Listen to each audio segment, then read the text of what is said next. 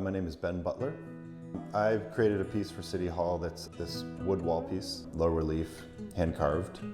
And it's really a direct response to the natural setting of Huntsville, the sort of surprisingly mountainous landscape nearby in a state that's not really known as being very mountainous.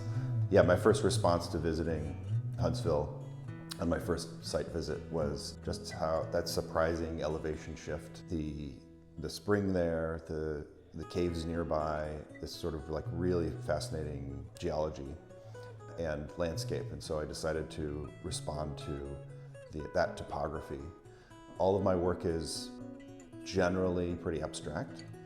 And so I'm kind of playing with a hybrid of an abstract drawing and a literal depiction of the local topography. Whenever I visit a site, I had never been to Huntsville before I was invited to make a proposal.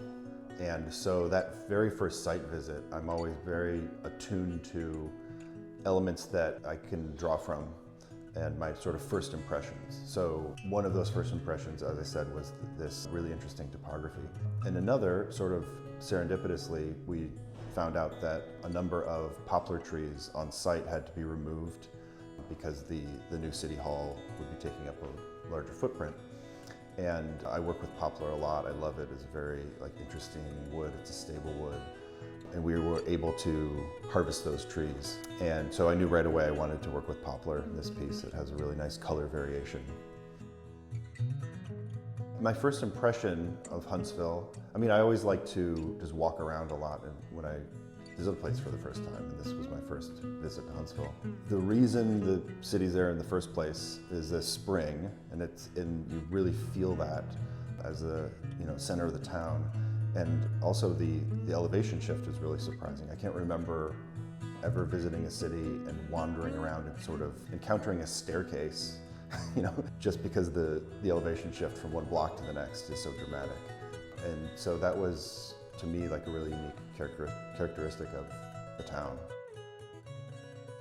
Yeah, public art initiatives are kind of my livelihood, and they take me all around the country, and it's really amazing to see towns, small cities, big cities, how their art programs affect the feel of downtown or other neighborhoods.